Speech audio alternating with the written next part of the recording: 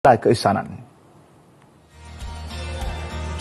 Menurut Menteri di Jabatan Perdana Menteri Hal Ehwal Agama Dr. Zulkifli Hassan, penjenamaan semula hospital ini bukan sekadar melibatkan perubahan identiti visual, sebaliknya mencerminkan komitmen berterusan hospital dalam meningkatkan kualiti perkhidmatan, kecekapan operasi serta pengalaman pesakit yang menyeluruh.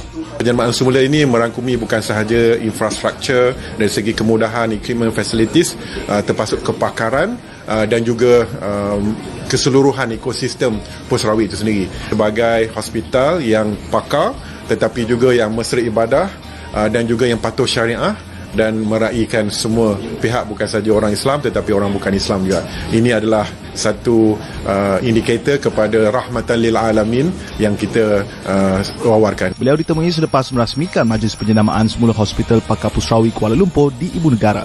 Turut dirasmikan pada majlis sama Jabatan Rawatan Kanser Azman Hashim sebagai langkah strategik memperkukuh perkhidmatan rawatan kanser yang lebih komprehensif dan bersepadu.